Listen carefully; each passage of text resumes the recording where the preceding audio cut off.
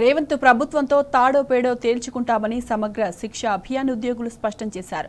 ఉమ్మడి మహబూబ్ నగర్ జిల్లాలో 3000 మంది ఉద్యోగులు నిరవధిక సమ్మె రెండో రోజు కొనసాగుతోంది. ఎన్నికల్లో ఇచ్చిన హామీని కాంగ్రెస్ ప్రభుత్వం అమలు చేయాలని ఉద్యోగులు డిమాండ్ చేస్తున్నారు. ఇదే అంశానికి సంబంధించి మరిన్ని వివరాలు మహబూబ్ నగర్ నుండి మా ప్రతినిధి నరేష్ అందిస్తారు. ఉమ్మడి మహబూబ్ నగర్ జిల్లా వ్యాప్తంగా సమగ్ర శిక్ష ఉద్యోగుల రెండో రోజు సమ్మె కొనసాగుతూ ఉంది. వారి డిమాండ్లను నెరవేర్చాలంటూ 2 రోజులుగా ఉద్యోగులు సమ్మె నిర్వహిస్తున్నారు. కాంగ్రెస్ ప్రభుత్వం ఎన్నికల్లో ఇచ్చినటువంటి హామీలను నెరవేర్చాలని డిమాండ్ చేస్తూ నిరవధిక సమ్మెకు పిలుపునిచ్చారు. మహబూబ్ నగర్ జిల్లా కేంద్రం టీటీడీ కళ్యాణ మండపం వద్ద ఉద్యోగులు సమ్మెకు దిగారు. ప్రస్తుతం మనతో పాటు వారు ఉన్నారు, వారితో మాట్లాడదాం. మీ డిమాండ్లు ఏంటి? ఎన్నికల సమయంలో కాంగ్రెస్ పార్టీ మీకేం చెప్పింది? సార్, నా పేరు కె శ్రీనివాసులు, మహబూబ్ నగర్ జిల్లా జేఏసీ అధ్యక్షునిగా మాట్లాడుతున్నాను. కాంగ్రెస్ ప్రభుత్వము గతంలో ఉన్న పిసిసి అధ్యక్షుడిగా ఉన్న యనమల రేవంత్ రెడ్డి గారు, ప్రస్తుత ముఖ్యమంత్రి గారు, ఆనాటి సమ్మెకాలంలో వచ్చేసి 100 రోజుల్లోనే మీ సమస్యలన్నీ పరిష్కరిస్తామని, మీకు వెంటనే పే స్కేల్ ఇస్తామని, ఛాయ తాగినంత సేపట్లోనే మీకు జీవో అమలు చేస్తామని చెప్పి ఇప్పటికీ కూడా సంవత్సరం అవుతున్నా ఇప్పటి వరకు ప్రభుత్వం స్పందించలేదు. అయినప్పటికీ కాంగ్రెస్ ప్రభుత్వం వచ్చినప్పటి నుంచి మేము ఇప్పటికే అధికారులకు కానీ అనధికారులకు కానీ ప్రజాప్రతినిధులకు కానీ అందరూ కూడా వినతి పత్రాలు ఇవ్వడం జరిగింది. వాళ్ళతో మాట్లాడినాము. మీ సమస్య మా దృష్టిలో ఉందంటున్న తప్ప ఎటువంటి కూడా స్పందన లేకపోవడంతో గత నెలలో 18వ తారీఖు నాడు మేము సమ్మె నోటీసు ఎస్పీడీ గారికి ఇవ్వడం జరిగింది. ఆ 15 సమ్మె నోటీసు ఇచ్చిన 20 రోజులైనా ఇప్పటి వరకు స్పందించకపోవడంతో తప్పనిసరిగా సమ్మెలోకి వెళ్తామని కూడా చెప్పి మరి గత 2 రోజుల నుంచి ఈరోజు రెండో రోజు నిరవధిక సమ్మె చేస్తున్నాం సార్. మరి నిన్ననే ఎస్పీడీ గారితో కూడా చర్చలు జరిగినాయి. ఆ చర్చలు కూడా విఫలం కావడంతో ఈ సమ్మెను ఉధృతం చేస్తాం. ప్రధానమైన డిమాండ్ మీ డిమాండ్లు ఏంది? అసలు మీరు ఏం డిమాండ్ చేస్తున్నారు గవర్నమెంట్ దగ్గర నుంచి? గవర్నమెంట్ ఏం చెప్తా ఉంది మీకు? సార్, మాకు గవర్నమెంట్ ఎస్ఎస్ఏ ఉద్యోగులని కంపల్సరీ రెగ్యులరైజేషన్ చేయాలని మాకు ముఖ్య డిమాండ్ సార్.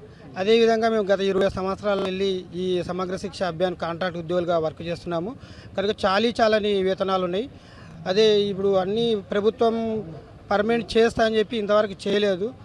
1 సంవత్సరం దగ్గర కాలం అవుతుంది. 1 నెలలో రేవంత్ రెడ్డి గారు వరంగల్లో చెప్పడం జరిగింది, మీకు ఛాయ తాగినంత వరకు మీకు జీవో ఇష్యూ చేసి మీ కాంట్రాక్ట్ ఉద్యోగులను మొత్తం పర్మనెంట్ చేపిస్తా అని చెప్పారు.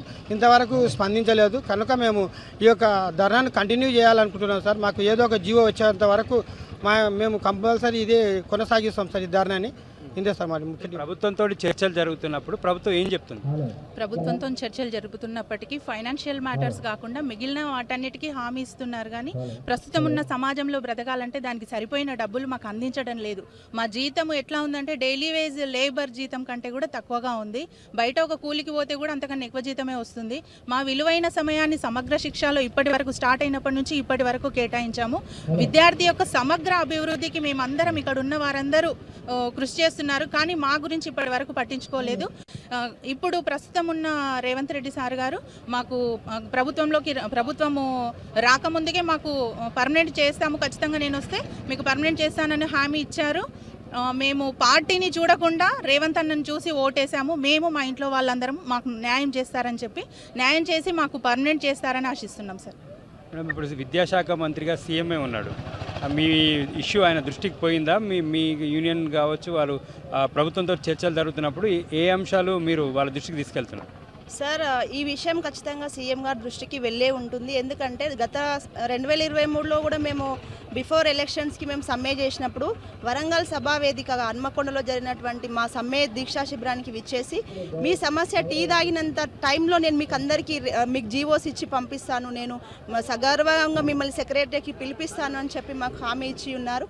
మాతో చర్చలు జరిపినప్పుడు ఒకటి చెప్తున్నారు సార్, ఫైనాన్షియల్ విషయాలకు వచ్చేసరికి ఏమి చెయ్యము, మీకు ఏమన్నా సెలవులు ఇలాంటివి ఏమన్నా ఉంటే చేస్తామంటున్నారు. మాకు సెలవులు కాదు సార్, మేము ఆడపిల్లల అభివృద్ధికి చాలా అంటే 24 గంటలు డ్యూటీ చేసి మా పిల్లల్ని మర్చిపోయి కూడా ఈరోజు మేము ఇంతమంది సమ్మెలో ఉన్నా అక్కడ ఉన్న పిల్లలు మా పిల్లలు అని చెప్పేసి సేఫ్టీ సెక్యూరిటీ కోసం ఒక టీచర్ని పెట్టి వర్కర్స్తో వంట వండించి కూడా మేము సమ్మెలో ఉన్నప్పటికీ మా పిల్లలనే భావంతో మేము పనిచేస్తున్నాం సార్. ఖచ్చితంగా రేవంత్ రెడ్డి సార్ సీఎం గారికి మా అందరి తరఫున మేము ఒకటి విన్నవించుకున్నాము, అసెంబ్లీ ముట్టడి చేశాము. ఎన్ని విధాలుగా చేసిన ప్రభుత్వం నుంచి మాకు ఎలాంటి మంచి రెస్పాన్స్ రాలేదు కాబట్టి మేము ఈరోజు సమ్మెకు వెళ్తున్నాం సార్. మాకు రెగ్యులర్ అయ్యేంత వరకు ఎట్టి పరిస్థితుల్లో మేము సమ్మె విరమింపజేసేది. ఉంటే ఉద్యోగం ఉంటుంది, పోతే పోతుంది, ఇంతే సార్. మేము ఇదే డిసైడ్ అయినా. భవిష్యత్ కార్యాచరణ ఎట్లా ఉండబోతుందమ్మా?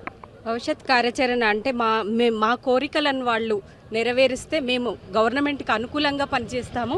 ఎందుకంటే వారి యొక్క ఎలాంటి ఆర్డర్స్ ఇచ్చినా మేము చేయగలుగుతాం. మాకు మినిమం టైం స్కేల్ అనేది కనీస కామన్ సెన్స్ మేము అడిగే దాంట్లో ఒక పద్ధతి ఉంది. కనీస కామన్ సెన్స్ మాకు అర్థం చేసుకొని ఈ యొక్క ఎంటీఎస్ ఇచ్చి ప్రభుత్వము మమ్మల్ని పే స్కేల్ ఇచ్చి మమ్మల్ని ఆదుకుంటే మేము అంతటితో ఈ సమ్మెను విరమించుకుంటాము. కనీసం ఈ రేవంత్ రెడ్డి సార్ని చూసుకొని మేము ఓటేసాము. మా వెనుక నలుగురు ఉన్నారు. ఇంకా 100 మంది కుటుంబాలు బాగుపడాలంటే మేము కోరుకున్నది కంపల్సరీ పే స్కేల్ ఇస్తే మేము విరమించుకుంటాం. ఎన్నికల్లో ఇచ్చినటువంటి హామీ మేరకు కాంగ్రెస్ ప్రభుత్వము సమగ్ర శిక్ష ఉద్యోగులను రెగ్యులరైజ్ చేయాలని ఉద్యోగులంతా కూడా డిమాండ్ చేస్తున్నారు. రెండో రోజు సమ్మె కొనసాగుతుంది. ప్రభుత్వం దిగి వచ్చే వరకు, ప్రభుత్వం రెగ్యులరైజ్ చేసే వరకు కూడా సమ్మెను కొనసాగిస్తామని, ఉద్యోగాన్ని కూడా లెక్క చేయమని ఉద్యోగులు చెప్తున్నారు. వీడియో వెంకటతో నరేష్, టీ న్యూస్, మహబూబ్నగర్ జిల్లా.